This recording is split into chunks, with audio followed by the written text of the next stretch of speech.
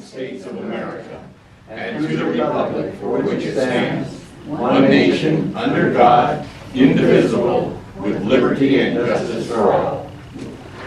All right, welcome. Thank you for coming. Hope you enjoyed the refreshments. Got that here. Okay, I'm going right down my checklist here. I'm really thrilled to be here. This is a nonpartisan event. All candidates will receive equal time. We have John Lamb as an independent.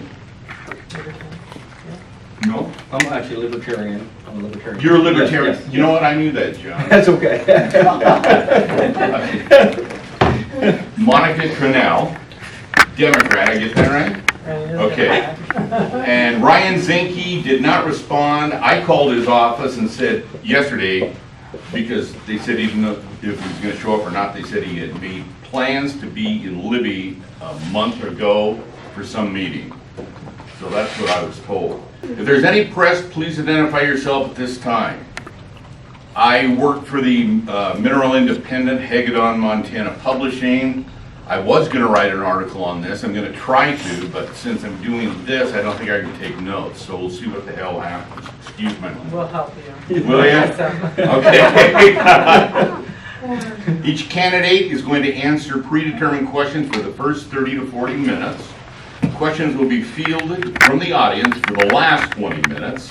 Each candidate will provide an equally timed wrap-up for the final 2 minutes. Okay? With that, does anybody have any questions? That's not here, but I just want to make sure that you're comfortable with what I'm doing here. You guys comfortable? Yes, thank you, Monte. You're welcome. Thank you for We've being just started, so hang on to that thank you. Let's see if we're like at the end of the program here. I'm going to start with John. You have 3 minutes, an opening statement to talk about yourself. And then we'll talk to Monica. Thank you, everyone, for having us here. This is an honor to be here again. I thank you to Monica's team for inviting me and including me in all these. So it's been a pleasure to travel around to these different towns in Montana. Most of them I've been to. My wife and 5 of my 12 children are here today. We live in a little town called Norris, Montana. Where our family is half the population. So there's another 12 or 14 people there besides us, I think. So I have been to this town before. I went to court here. I got a ticket out of this county probably about 10 years ago for driving on expired plates. And the judge was kind enough to dismiss the charge because I had forgotten to buy the little tab. So now I have permanent plates on most of my older vehicles, so I don't forget that. So, but anyway, I have been here. It's a great little town. We went to the park here. We got here a little earlier this morning, and there's a bear loose here in town. Yeah. That's just so we didn't get to see it. We drove around looking for it, but we didn't get to see it. So, but thanks again for giving us the opportunity to answer your questions. I think you just disqualified yourself over that ticket, but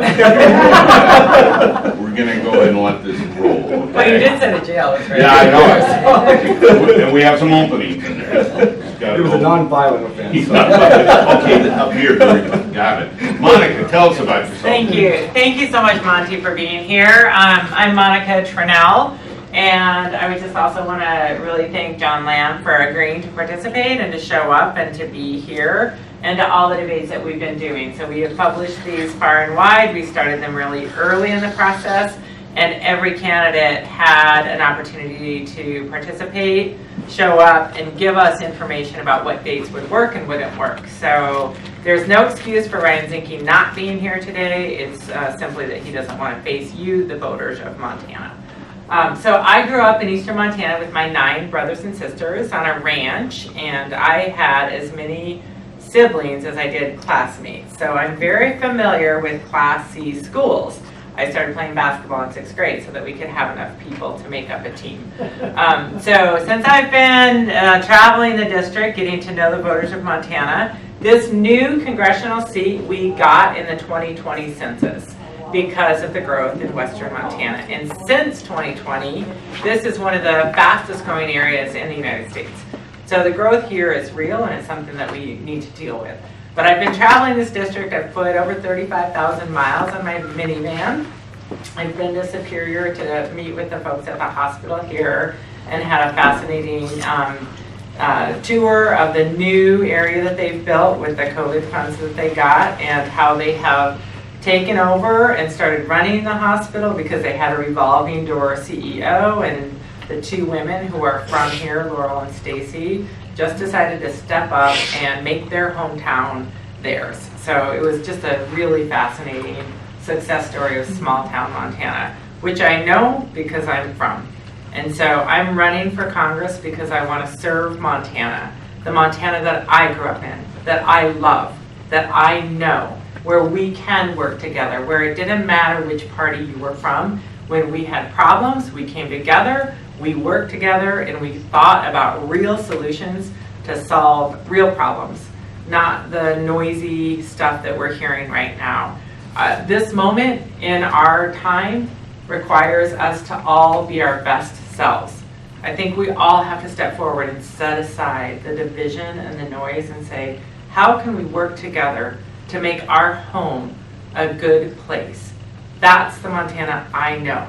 That's who we can be, and I'm running to serve Montanans because this is my home. I don't have another one. I'm not going anywhere. This is where I am, this is where I have always been, and this is where I'm raising my family. So thank you for being here. Thank you, Monica. God sakes. All right, just reviewed my notes again here. I'm going to ask questions. We have 2 minutes, and then the candidate has a 1-minute rebuttal if they want. Is that how this goes? Okay. Yes. All right. First question, and this was sent to me as a question, because I said, what question should I ask? Here's a couple, ask these and then get your own going. I'll start with you, John. What is your plan to tackle rising housing prices and costs in the area and the rest of the district? This is definitely a concern that we've been hearing all over Montana. Every single forum debate we've had, it is a concern for me, just for having so many children, having a family, trying to find places to live, from renting to owning a place. If I had to buy my farm today, I don't believe I could ever afford it, not with the income that I have. So I'm blessed to have bought it prior to all this happening. As a libertarian, I look for the state, the local government, to try to solve these issues. So if elected to Congress, I would be putting pressure on the state of Montana to fix these issues, to fight for Montanans, to try to solve these issues, to lower regulations on small businesses, to change our housing code of how we are building and thing. Bozeman, in the last 20 years, has removed 3 mobile home parks that I know of personally. Everyone needs a home. I've lived in a mobile home myself, raising children years ago, so I know that that's all I can afford. When they tore out those 3 mobile homes, they displaced those 3 mobile home parks. They displaced many people, a lot of elderly people on fixed incomes, a lot of poor people that's all they could afford.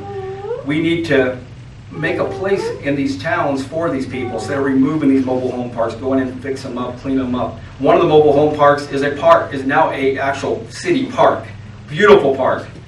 But where did all those people go? So that would be one of my goals, is to put pressure on local government, state government, to try to fix these things right here at home. All right, John, thank you. So affordable housing. So as I've traveled this district, I've heard that the top issues facing Montanans are housing, housing, and housing. And that is true whether you're in Troy, where they really don't have anywhere to build because of the constraints of the river valley and the mountains, or whether you're in Bozeman, where they have lots of land that they can develop, but it's farmland, and so how do you make those trade-offs? Missoula, Butte used to be a city of 100,000, it's now 30,000, so density issues are really there. So the affordability issue is one that we have seen, and the impacts on the growth that we're having in Montana and the impacts on affordability, those pressures are real. What I'm hearing is in Thompson Falls, the starting wage of teachers is $26,000. And that doesn't work when you have houses. If there is a house for sale, it's over $700,000. That just doesn't work. So we need to figure out how to make things affordable for our folks who live here. I'm the only candidate in this race who has a plan. I have a 4-point affordability plan. You can see it on my website, monicatranel.com. But points 1 and 2 address this issue specifically. So point 1 is about corporate consolidation. I was at the rodeo in Eureka and I was shaking hands and talking to people, and I asked one woman, what's on your mind? And she said, stop those VRBOs. And I was like, at the rodeo in Eureka, that wasn't what I expected to hear, but that's actually a real problem for folks up there because of the, people coming in. So corporate consolidation of housing is happening in Bozeman. There are whole sections of the street where nobody is actually living there. There aren't families living in the houses because they're owned by corporate investment. So we need to figure out how to address that and stop incentivizing corporate ownership of homes that our families can live in. And then the second point of my affordability plan is build it here. So how can we figure out how to build things here in Montana? And the lumber mill in St. Regis is one of those. Why is that closed? What are the opportunities to reopen it? And what are opportunities to get jobs and have people working here in our small communities so they can afford the places that we've all grown up in and that we love. So I have a plan. It's on my website, and I am looking forward to working for you in Congress. Thank you. Thank you very much, Monica. Okay, we've got so much smoke in the air. This is a question that I came up with, and I'm glad it was one that was sent out to me. Can you explain your position on forest management, climate change, thoughts for positioning Montana for tackling climate challenges in our district? Burn it up here, John. Put out the fire. What can I They have? definitely are. The fires are horrible. We're Yeah. seeing them every year, Right. some years worse than others. Managing is one of the biggest words I think we need to focus on is managing our forest, managing our properties, being a good steward of our lands. I love our national forest. I love our state and federal lands that we have here, the use of them, and I don't want that to go away. I like it when I'm able to hike and hunt and use these resources that we have that are so beautiful and unique to almost no other state like Montana. We have one of the best places to live in that aspect. I would put pressure on trying to manage these forests better, to thin them, to let people go in there and cut firewood. A couple years ago, I was trying to get a firewood permit to go up in the forest, and they keep me within a few feet of any highway or roads. When sometimes it took me in the tobacco roots. Everybody has cleaned up the sides of the roads, and I can't get to the dead trees that are a quarter mile off the road. And cleaning up these forests is one of the biggest things that I think we should tackle. And if we're going to log them responsibly, where we're thinning them and not just clear cutting them. So we're not having all this underbrush and stuff just everywhere. Thank you. Yeah, thank you, Monte, for the question, which is basically two parts, really. It's forest management and tackling climate change and the issues about that. So I do agree, John, with his proposal about tackling how we manage our forests and responsible, management that involves understanding what we're cutting and why, and getting ahead of some of the, forestation issues that we've been facing. So there are management issues that we need to talk about with our forests. With respect to how we're going to address our energy infrastructure and climate, which is causing the smoke in the air, which we had a great summer up until about September, and then boom, it was bad, which, is really unfortunate. So I have in my 4-point plan, for the point 4 talks about the energy transition and how we are going to transition and use Western Montana's resources to benefit all of us. So making sure that we are using energy resources in a responsible way and making Montana independent, resilient, and able to use our energy here at home for us in a way that serves Montana. And so I think we need to talk about these things. There is a lot of opportunity now in Western Montana. We are all served largely in these 16 counties and the 2 reservations that make up this district. We are largely served by fossil fuel resources, fossil fuel free resources. The co-ops are mostly hydro, and then the few places that are served by Northwestern are Missoula, Hamilton, basically the population corridors. But we have incredible opportunities to do what we've always done in Montana, which is to use our winter peaking wind, our solar in Beaverhead County. There's a solar project getting built there that will bring $500 million in a tax base to a county that's $1 billion tax base now. That's real money. So for our small counties to have these renewable energy projects, this is something I've worked on, I've done. I've brought $100 million projects to small counties, Stillwater, Wheatland, Marr, working on some projects now. And this means real money for our small counties that don't have a lot of diverse tax revenue. And so these are things that we can do, we can look at, and opportunities to come to Montana that will bring real money here. So I've been working on this, and I'll continue to do that for you in Congress. Thank you, Monica. Okay, the next question. As a member of the Mineral County Resource Coalition, we talk an awful lot about the PILT that we receive.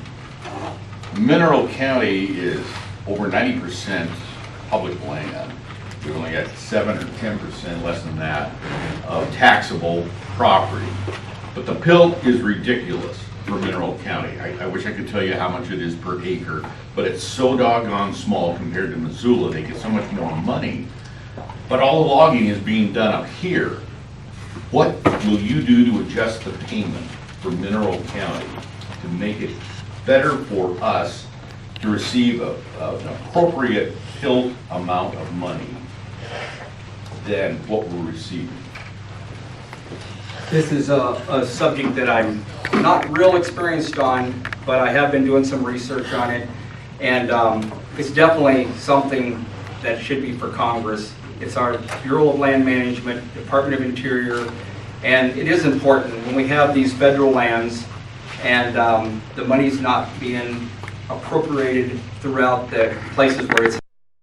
And Montana is a large state with, I think it's close to 60% of our lands, or close to it, that are federal lands or state lands. So we have all that resources at our fingertips to use for hiking, hunting, and other things, for logging and all kinds of things. So that is something that I would take definitely into consideration if elected to Congress, and make sure this money gets appropriated into these counties where it's definitely needed. Monica? Great question, Monte, on PILT payments. And just because you asked and you said you thought about the public lands, I think we actually have it right here. Forest Service, 82%. That's right, I forgot that was State, 9%. So I think you're right. That adds up to a little bit more than 90. Yeah. Great place, hunting and fishing. Right, yeah. So these maps are awesome that we can look at and see. So Mineral County does have a huge percentage of public lands, as does Lincoln County, Ravalli County as well, and they're steep river valleys, so there's not a lot of space to go and build. But PILT is payment in lieu of taxes. Thank you. So what you would have if this were private land, it would be taxed, and the county would have a tax base from the land that was privately owned. So this scheme was thought up to allow counties to have some revenue in lieu of taxes to keep the land public land. So that's the trade-off, and that's how it's worked out. So the payment per acre in Mineral County is 72 cents. Oh.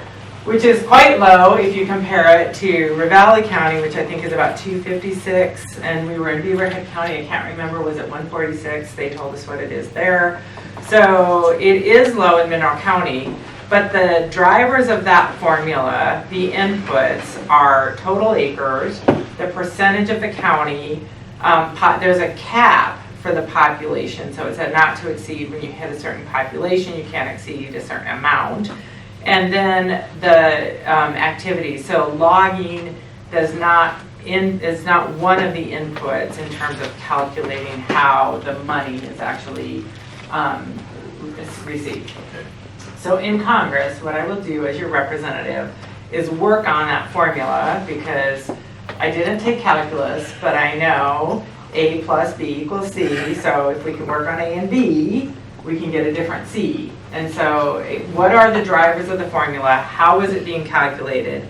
And is it fair to Mineral County to get 72 cents on the dollar? I do know the BLM calculations are different than Forest Service land calculations. Are we doing, are the logging activities that are being done, is that being factored in correctly? Where are the revenues of that going? Who is getting the benefits of the assets that are in Mineral County? And if they're not coming to Mineral County, then we need to change that. And I promise, as an attorney who's been practicing here for 25 years, standing up to corporate monopolies for Montanans and winning, I promise I will fight for you in Congress. Thank you. That's the best explanation of PILT that I've heard. We're asking for $75 an acre. I'm asking for your vote. That's wonderful. All right.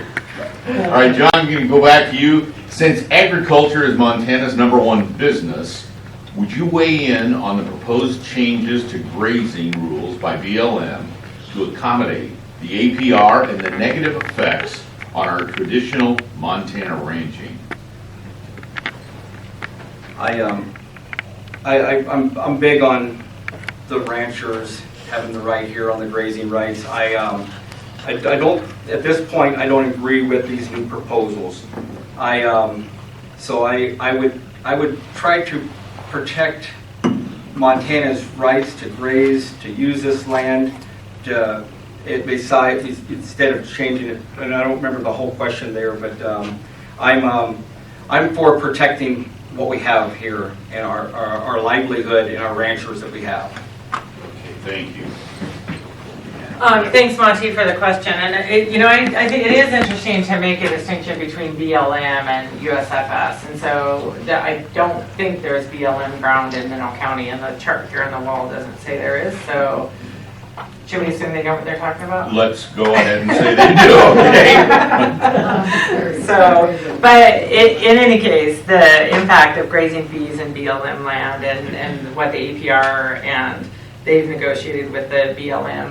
There have been new rules proposed. I don't know that they've been adopted. I don't know where they are in the whole process. But two parts to this question. So first of all, the public process has been followed. There's been an opportunity for input, comment, challenge. And so if the BLM has come up with grazing rules that apply for bison, I don't know what that process outcome has been, but I think the public process has been followed. And I trust the public process to have been done fairly. With respect to grazing fees and how they impact private leases. So I do water rights across the state. I have a lot of ranch clients, and my brother has our family ranch north of Roundup. So grazing fees are a huge, huge part of any ranching operation, really significant. So the land that you own, deeded, and then the grazing leases that you have really drive your functionality and your ability to operate. So I don't think these new rules impact those grazing fees at all. And so I think our traditional ag operations remain intact with these new rules that are limited to bison for the APR, as I understand it. Forrester behind me says very little BLM probably in Mineral. Very little BLM or any? I'm not sure, but I think it's on the border if we have some with Sanders County. You're welcome to hop up here in the empty seat for Ryan thinking, because we're all about public participation, representative democracy. Liz, you Yeah, would know thank you. with the Forest I Service. should know. Well, What's let's, happening. okay, but I don't think we have much of any. No. No. What Forest Service? The only, I worked for the United States Forest Service, and so any BLM crossover we had were at meetings that we had to, you know, multi-district type of stuff. So actual on-the-ground acreage, I'll get back to you on that. Yeah, Yeah. okay, thank you. I like that candidates ask the audience questions. Oh, well, let's just throw these out. I'm not going by them anyway, obviously. I think you'll be a nice I put this question down here, and I don't think it's fair. Are you guys aware of what we're going through with Idaho and Montana and the border up there? Are you, because this has been ongoing for more than that, decades. It's when the interstate was put in. And Idaho said that the border is, if you look at it, it's right where it was, but it didn't. They took out so much dirt and everything that the border came into Montana quite a ways. We're not receiving the revenue from the Lookout ski area because they say it's all in Idaho. And I know that Denley Logie's been working on it. The Department of Transportation has been out here. It just never seems to get an answer. But because Lookout is expanding and getting bigger, we're missing out. We're leaving money on the table. We don't have any money, I'm saying. And are you familiar with this at all? Because that's kind of a blindsided question. That's something kind of local here. But do you know anything about it? Now to answer the question. Until I read it or had it presented to me, I never had heard about it. So, yes. Then, yeah. But I'm interested to know more. So I'm happy to speak to it. Yeah. Please do that. Yeah, so yeah, I'm a lawyer, I'm happy to speak to it. No, Monte, I do appreciate the question, and that is one of the things that we wanted to have debates in each one of the 16 counties and both reservations, because both John and I, well, I don't want to speak for you, we believe in representative democracy, which means showing up and hearing from you about what issues you're facing in your county. I'm asking you for your vote and to represent you. And so I owe you the obligation to show up and hear, what are you facing? What's affecting you? And I believe in that, and I know John has shown up in every debate, so I think you believe in it too, and I thank you for showing up. I really appreciate it and respect it. So with respect to this tax issue, these maps are great. I love maps, and I love visual aids. So I think you're talking about Lookout, which is here. Linda was telling me, right here. 90, yeah. So it's where 90 is actually kind of runs north-south right there. Yeah. So, and the mountain, most of the ski area is on the Mineral County, Montana side, but the lodge and the base itself is on the Idaho side. The new expanded part is on Montana. Okay. The original, most of it is Idaho. Is on the Idaho side. But the lodge and the ski rental booth, then one of the restaurants, right, that's in Montana. Okay. Yeah, the state line runs through it. Runs through the middle of the lodge. Yeah. So Yeah. you can That would be super I know, fun. If you have a hamburger, you're taxing Montana, and if you have a hot dog, you're taxing Idaho. That's the answer. Yeah. I'm pretty sure that's the answer.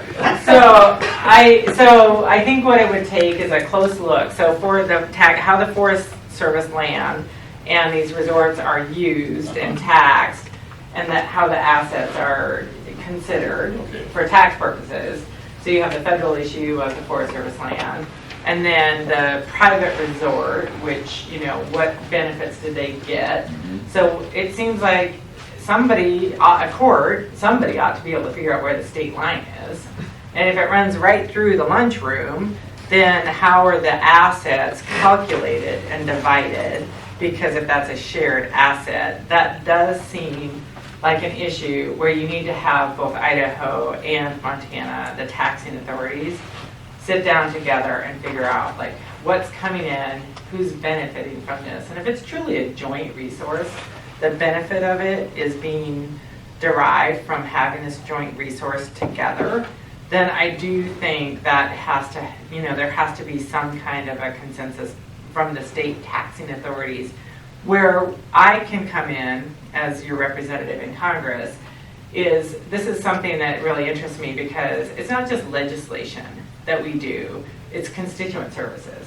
So it's being available, asking for a hearing, asking for a joint meeting, asking to do something here or there, or showing up on the ground and saying, look, everybody needs to come together because you're all the ones who are being deprived of taxing revenue, if that's the case, or they're benefiting from something that, and your resources that they're using essentially for free.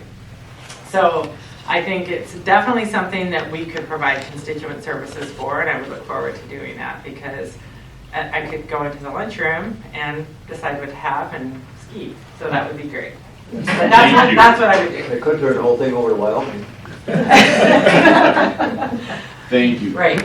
My understanding is those discussions have happened over the years.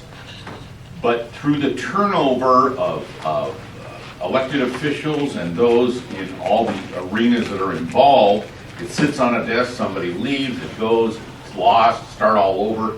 It's been surveyed 2 or 3 different times. It's just, we just need to end it. It's stuck. It's stuck. Yeah. And the last time, which was last year, that there was a big push, let's go for it. We were going to our commissioners were going to contact our elected officials in DC and never heard back. So. Well, consider me contacted. Okay, thank you. All right. Okay, $75 an acre for PILT. Here. This is working out well. Anybody need anything out there? What time is it? Are we? It's 12:35. Okay, so I'm supposed to stop around 12:40 for questions, correct? Okay, so one other question. Okay. Do you favor corner crossings on properties, and do you feel that impacts private property rights? Do you feel that the corner crossing would impact private property rights? If so, does this mean you can also fly a drone over private property? You can tell somebody sent me that question. Yeah. So my understanding is for hunting and fishing, we've got public land, we've got private land. They come, but you can't crawl over the fence. That's what I'm taking this as. And your opinions and what you think about the private property, does it impact private property rights? John? I definitely am for privacy. So drones, I don't believe people should be able to fly drones over private property. So that's one place I would draw the line, because we need privacy. I had this happen to our family a few months ago, or a couple of years ago or so, where somebody we don't even know was flying a drone over our home. And we live in a little town, Norris. Nobody seemed from Norris to know where the drone came from. And they did it for a couple of weeks. So we felt invaded, our privacy, our home. So I sympathize with anybody that has to go through this, and I would definitely be against drones flying over private property. The corner crossing, I don't think it violates this privacy. It's a piece of property. Usually they're very secluded areas out, big sections of ground. We come, we're hunting, we're trying to go. I believe that there should be an exception to cross those corner properties, and I would support legislation to allow this. Monica? Thank you, Monte. And this is another area where I agree with John that I would also support legislation to figure out how to access corner crossings and make it work for Montanans. So, and what we're talking about with the corner crossings, again, I love the maps, but so what we have here is, the state and the federal ground, and then we have the checkerboard of private ground, and not really so much in Mineral County because there's so much public land. But really, wherever the railroads went through, I mean, it's in Lincoln County, Sanders County, a lot in eastern Montana, those checkerboards of private public property. The Crazy Mountains have a really, really terrible public-private issue. So the corner crossings are exacerbated in some of these areas where people are wanting to hunt. And these corner crossings are not always in these really nice, areas where it's like, oh, I could just walk right through. A lot of times they're on really steep hillsides, and so people need to actually go down and around to access another piece of public property. So the trade-offs, the competing trade-offs here are that the private property owners, they do have a right to keep their property private. And so not having people just come into huge swaths of their land. On the other hand, what we treasure and love in Montana is access to our public lands. So what we don't want is what happened. My brother's ranch is in eastern Montana, north of Roundup. Just west of him, the Wilkes brothers have bought up large swaths of land around the Snowy Mountains, essentially ring fencing huge sections of land in the Snowy Mountains. So they have their private airport. They fly in, never really see or touch us, Montanans, but they've claimed all this public land as their own. So I agree with John. I would support legislation that allows public access for corner crossings and figuring out how to make that happen, balancing the competing interests of public access with respecting private property rights. That can be done, but we have to sit down at the table and figure out how to do it. With respect to this question about drones, I totally agree with John on that one. But there is a federal airspace. There has been some state legislation in Montana that grants you property rights in your wind above your land. And so that's actually a property right that you have. And so I think that, having drones fly over, I'm from eastern Montana. I believe very deeply in privacy. So having drones is not okay. Thank you. Thank you. Okay, one last question, which was sent to me. That's what you said last time. I know. Well, two, can you do something to speed up the process so I can get a sheep tag before I die? we can talk about that privately. All right. Who was one of your Montana heroes and why? And then we're done. Okay. Randy Weaver, everybody's probably heard of him. I got to meet him personally. It's a very controversial story when I was a teenage boy, when the feds went into his property and shot his 13-year-old son and his wife. I didn't know Randy Weaver at the time, but when I heard that what happened in Idaho to this gentleman and then what happened in Waco, Texas, it set, coming from a religious background, it set a precedence to me. It scarred my memory. Well, a few years ago, I got to meet Randy Weaver in Kalispell, Montana. He's lived here for almost 20 years. He just recently passed away. I used to go up to his house, take my whole family. We'd sit down with him, talk to him. I wanted to know the truth about what happened. He was found innocent in his trial. He was released to go home, but it seemed like no justice ever happened for his family. Well, in short, Randy Weaver is one of my Montana heroes, someone who I got to sit with and talk to and find out the other side of the story instead of just believing what the media put out about him. So, thank you. Thank you, Monte. One of my Montana heroes is Mike Mansfield, Senator Mike Mansfield. So he served at a time, in the 60s during Vietnam, and thank you for your service for all of our vets here. But he was asked once, when he went to Congress, when he was elected to go to Congress, would he pursue the agenda of, these people over here, those people over there? And it was a time of a lot of upheaval and social challenges. And his answer when he was asked that question was, when I'm elected, I'm being elected and sent to Congress to think. And I think that's what we need right now, is people who are willing to think and to be responsive to you, the people of Montana. And so Mike Mansfield is one of my heroes, and I hope to follow in his footsteps. And when you send me to Congress, both to think and to come back and tell you what I thought and why I did what I did. Thank you. I mowed his lawn as a kid. Did he pay you? Yeah. Maureen did. Yeah. Maureen did? Yeah. All right, with that, we're opening it up for you to ask questions of our two candidates here. And with that being said, one at a time, one at a time. You have any questions? Anything that's on your mind, covered quite a bit here. Well, I'll ask a question. I've worked with affordable housing through most of my career and managed properties throughout the West, sort of at secondhand in Montana, because we had a property management company and good people in Great Falls. But up until the 80s, that was a really amazing program where it was either funded by HUD or rural development, mostly here rural development.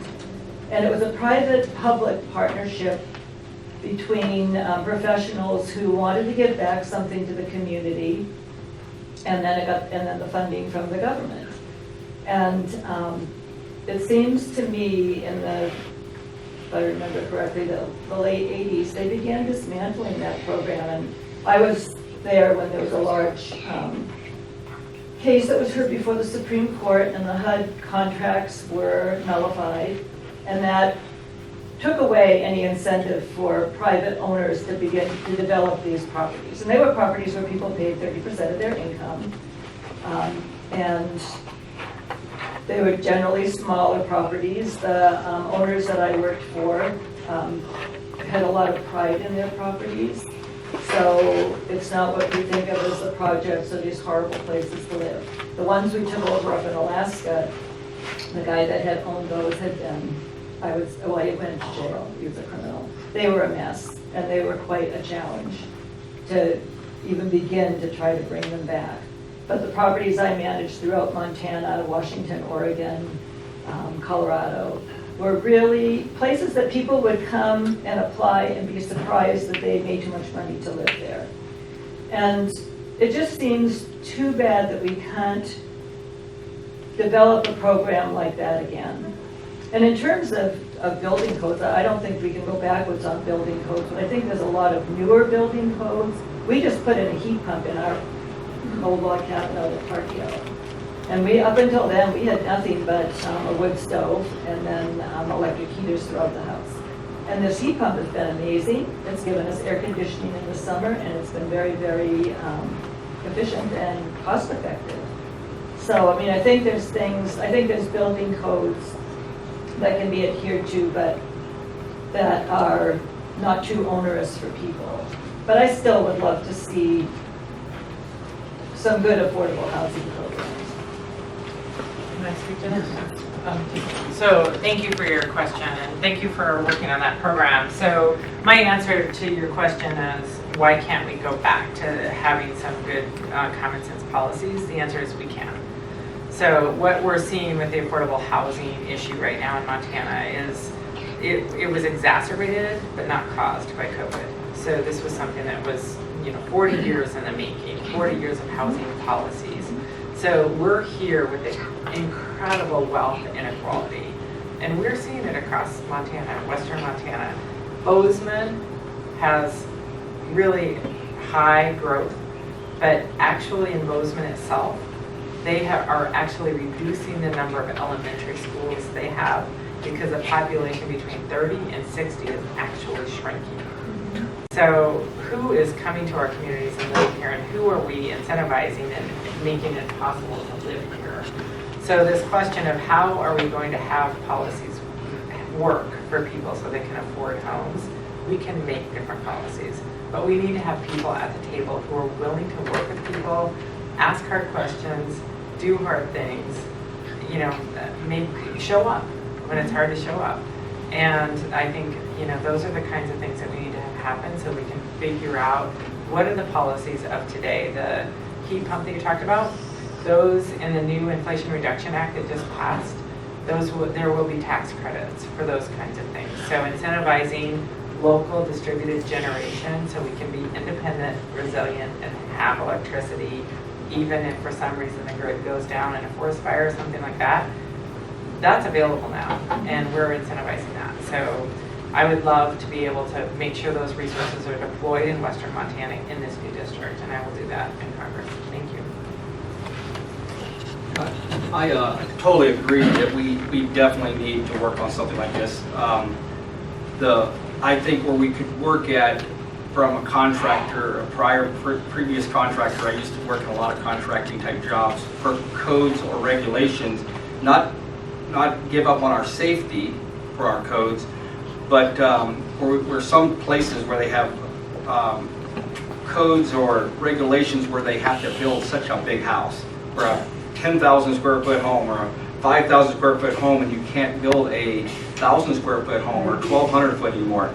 These things need to be changed, in my opinion, where we allow smaller homes to be mingled with these neighborhoods, and we can have affordable housing. I know Butte and Bozeman both have little tiny home villages now starting, and I appreciate those because it gives people a place to live. Belgrade's one of them. There's probably at least 100 smaller little tiny homes in a whole neighborhood, almost like a trailer park, where elderly, the veterans, different people that are on fixed incomes do have a nice little safe place to live, and these are the things I would definitely support. All right, John, thank you. Laura? I just had a question about ARPA funds and how in some counties it seems like they're not going out fast and that they don't know how to distribute them and that we might lose them. And I'm just curious to know if that's like a statewide problem you guys are seeing. And like, I don't know what there is, like, why can't we access this money and what's going on? Like what is, yeah, the hold up. Is this the money that is held up in Helena? Is that the? I have no idea where it's held up. Okay, That's what it might what I be. read. Okay, thank you. Yeah. You both understand? I think so. Okay, Yeah. all right. So thank you, Laura, for the question. Some of the ARPA money and the CARES Act money was distributed in block grants. So there were some, like for housing, there was some funding that was distributed for renters, and it went through the state. Other money, the funding and the distribution mechanism depended on what the source was and how it was available. But so for some of the infrastructure funding for sewers, I know in Plains and Paradise, that's really an issue. We were in Beaverhead County and they were talking about Jackson just got a bunch of money for a new sewer system, and they have, what, 7 people in the town or something like that? So and that was because ARPA money got distributed to Beaverhead County. But let's be clear about that money. Our governor, Jim Forte, was in Congress in this seat. He voted against that money being available at all. And then he was there in Beaverhead County holding the check with the photo op, making sure that the people knew or thought that he supported them getting that money. So let's be clear about the hypocrisy that's in play here. Those resources, they make a big difference for people who are hurting, and we need to deploy them. So where the state is sitting on them, our congressional delegation needs to be responsible for making sure that that money gets pushed out. And I will, in Congress, I will. But I think there's another side to the question that you're asking, which is access to resources from our communities. And as one example of that, SNAP benefits. I don't know if you're all familiar with those or how they work. That application to get SNAP benefits is 17 pages long. That is a barrier to receiving money that people need. And so that farm bill is coming up next year. I grew up on a ranch. I bring that to Congress. I will work on that bill for Montana. And I think one of the things that we need to talk about and work on is making benefits available to people without the red tape, without the barrier to entry, reducing the regulatory burdens. And we heard that in Troy. One woman is a professional grant writer, and she said the process was too hard to get money for a loan for a small business that they were starting. So it's a real issue, actually deploying the resources. It's one thing to say, yeah, we're gonna help you with your heat pump or whatever. It's another thing to actually make it happen. And so that is one of the constituent services I want to offer Montana and bring to this new Western District. John? This is something I agree with also, and just on a personal or note on the SNAP benefits, I take care of an older couple, older gentleman that lives on our property that has cancer. He's a veteran, he's on a fixed income, gets a very small check, he can't afford rent in Bozeman, so I've given him a place to live at our place free of rent because he can't afford it. He'd have no place to go. The paperwork for all of his medical, for the state of Montana, to the SNAPs, to the food, everything is so strenuous on him to try to apply for and fill out that it's almost near impossible. He has to have someone helping him, or he gets $40 a month in SNAPs is all he gets, and he gets $700 in Social Security. How can anybody live on this? We have to change this situation. You know, the governor setting on $1.5 billion. This has got to get back to the people. Thank you, John. I would like to ask Please. John, just what other public have you held? I've never held a public office, elected office. Okay. I ran for one other. I ran for state senate out of Madison County, Beaverhead County. Me neither. So the people who haven't served in public office are here asking for your vote. And the person who has served won't show up.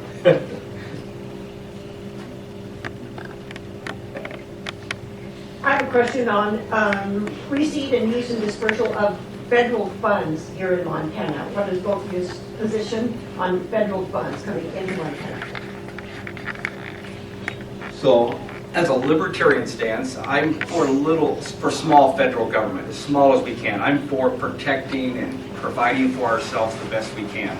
So, more federal spending, if you spend too much, it's not, I don't believe it's going to always help us. And plus there's strings attached. The strings attached to it probably bother me the most, is what the federal government wants us to do and how they want to control us. I'm a very private person in our life and on my faith and everything in our community. So I don't like to have the strings attached. So there are federal funding that is definitely necessary, but I believe in budget cuts on a lot of issues, and make it accountability to where the money is going, so we're just not spending money where it's not needed and not actually getting to the source of where it's going. Thank you for the question, Donna, about federal funding and our position with respect to that. I would just say that this kind of goes back to the question on PILT money, and so Mineral County is saying, well, we are getting 72 cents, and that's not enough for our resources. So what was our agreement? $75 an acre? That's where we're going to? We're going for it. I'm pretty sure that's all federal money, right? I think it is. Yeah, so It's not a problem. So I think what we have to talk about and think about in a really common sense way is what are the resources that are available for our county, for our region, for this new district, for our, the Northwest, the Pacific Northwest, and for our country. So our federal resources have transformed America in many ways. I mean, federal policy, Lincoln recognized that with the Railroad Act, the Homestead Act. I mean, many of us came here to Montana because of that. So the power of federal legislation to transform our world and to bring good things to our country is something that we all need to recognize and be proud of. And I have represented our country at the highest level of international competition. I've been an Olympic athlete, and I know the power of America. I'm proud of America. I'm proud to be an American. I'm proud of Montana, and I promise you that I will make you proud to have me in Congress. We are about at our hour mark, and in closing, a 2-minute statement from both of you, if you don't mind. John, you want to go first? Thank you so much again for having us here, listening to us. This is like a job application. You're picking the best person, and that's what it should be all about, listening to where we come from, how we would do the job. I mean, you want someone who's going to do the job right, and that's all I'm asking is at the election, vote for the best person that can do the job, and that can represent Montana and maintain Montana values. Thank you so much. Thank you for being here. I believe deeply in the power of representative democracy. We're incredibly privileged to have inherited the legacy of democracy, and we have an obligation to be stewards of that and to pass that on to my 3 daughters. And I do want to just thank John and your family for participating in this process. I think over the last number of debates that we've had together, I have come to respect and admire John as a man of integrity and decency and principle. And I think what is important for us to know is that Ryan Zinke has thumbed his nose at democracy and at the people of Montana. He has said you do not matter to him. And he has said he is taking your vote for granted if you're a Republican, that you will automatically vote for him without thinking, because he doesn't even bother to show up. And that is wrong. To me, that is wrong. I was raised in Montana in a time and a place where we didn't care what your party was. We cared if you were going to do right by your community and get the job done. And that's who I am, and that's what I bring to this. I'm the 6th of 10 kids. I rode in the middle of our Olympic 8. I know the value and the power of the middle. And having been left behind on family trips, I know how easy it can be to overlook the middle. But it's where our strength lies. It's the backbone of our democracy. And I believe that although we face a time of challenge, that we can meet this moment. I believe in American exceptionalism. I believe that we are an incredible country with an incredible form of governance.